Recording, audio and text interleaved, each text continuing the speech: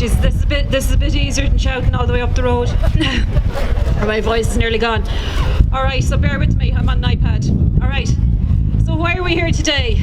Right. So because there's pyrite in County Clare. There's pyrite in the defective blocks in the houses in County Clare. That's in the north, the south, the east, the west of this county. Houses are becoming... Mary, could you get that? Jesus, even our signs are coming down with the houses, right? So our houses are becoming ticking time bombs as the blocks in the outer and the inner walls are damaged and deteriorating. So we already have houses that look as damaged and dangerous as what we're seeing in Mayo and Donegal. And what we see with our own eyes, and you know because you've been looking at them, is also backed up now by scientific testing and thousands of pages of reports and tens of thousands of euros of fees put in by our council to prove that it's defective blocks. We also have from the best lab in Europe, Petrolabs, and we have one of the best consultative engineers in the country, Simon Beale, who has already qualified 200 houses based on the same tests that they're denying are adequate for us. Okay? So what's going on here? You might say, what's actually happening to us? Why are we being denied help? Why are we being dragged down the road month after month with nonsensical delays and timelines? Okay? Okay, so the response from the Department of the Minister on the 6th of December was not only an insult to the intelligence of the people of County Clare, it was very apparent that what was happening was an exercise trying to force us, our experts and the County Council, into a prolonged game of ruling out a non-exhaustive, never-ending list of what might be causing the gaping holes and the damage to our homes, while blatantly ignoring the evidence on the table. Now you might say, why would this be happening when only 100 kilometres up the road in County Mayo they have a grant that we're being denied?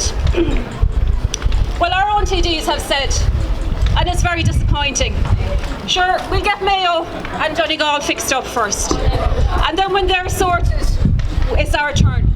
Well, I'm sorry, that's not good enough, because the grant that is going through and they're trying to force through now above in the Dáil in February, March or April, we don't know yet because it's all very vague, is going to deny the vast majority of us in County Clare, even if we have a grant, and certain people are slapping themselves on the backs for getting a grant.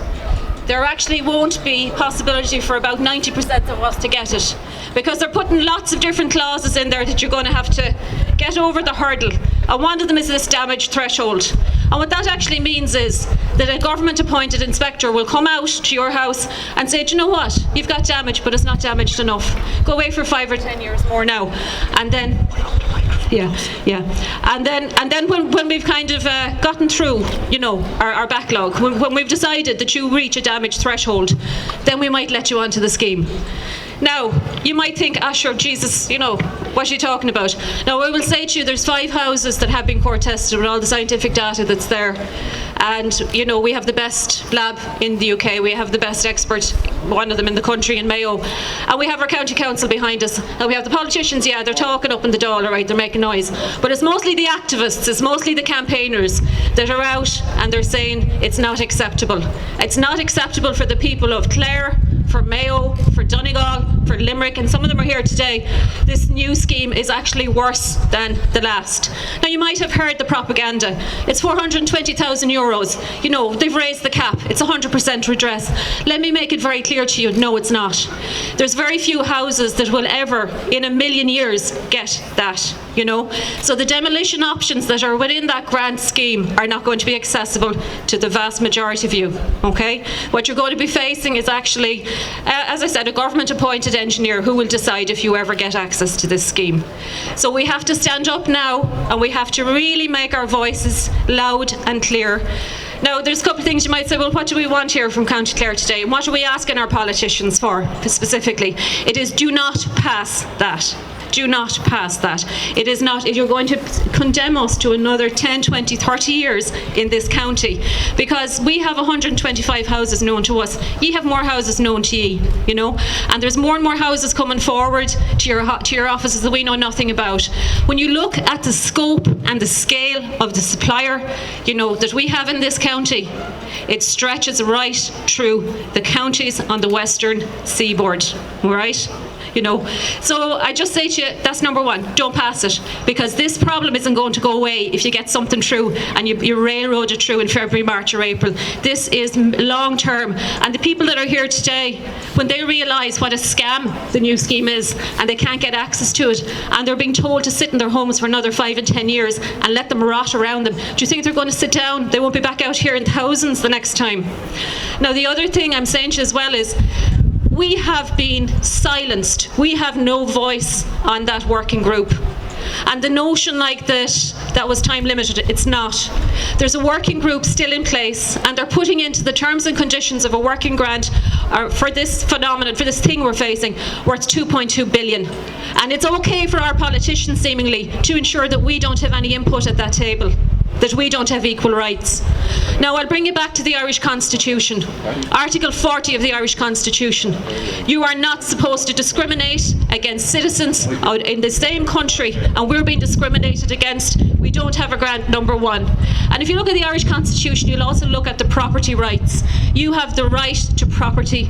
You have the right to pass it on to your children for the inheritance. If they continue with this grant that they have, you'll be sitting there in a rotten house. Your children will get a pile of rubble, because bear in mind, an awful lot of the people in County Clare, this has been going on from 1978 up to 2014. So we have people that are elderly, that are just retired, that aren't going to face like the prospect of, oh dear God, you know, how am I going to fight this, you know? I would say as well, like this demolition option, what's coming to the fore now, which is very frightening, through a lot of activist work in Donegal and Mayo, that this IS 465 standard as well, it's not even worth the paper it's written on. That there are reactive materials. We've got pyrite in the block here. They've mica in Donegal. They've pyrite above in Mayo. There's also reactive sulfides, you know, and we have that. We have it in the test, which means your house will continue to rot, okay? So if they offer you, we'll fix your outside walls, it's not going to last. 2, 3, 4. We have somebody here from Donegal, Josephine Kelly. If you want to talk to her, she'll tell you all about that.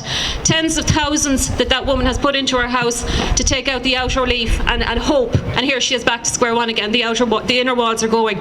Now, what's very dangerous as well, maybe this is the last point I'll end on, is that threshold, right? They're putting a fellow called John O'Connor in charge of this grant, and they've brought in the threshold from the pyrite remediation scheme. That assessment was about what you had in your floors. It was reactive pyrite in the floors over in Kildare in the east of the country. Okay, so what that actually does is it pushes up the doors and it expands the floor. The floor doesn't keep your roof up. Okay, so what they're suggesting here now is they can actually use the same kind of visual inspection to assess if the blocks in your walls are rotten, you know, and they are rotten. And it doesn't matter how much plaster you put on them or how much iron grid you put on them. They're deteriorating, their compressive strength is going. They're not going to be able to hold up your second floor. They won't hold up your roof. You're sitting in danger. And this is what they want us to sit down and be quiet about. You must be joking. Right. Now, I'm going to introduce a few people. I would just like to say...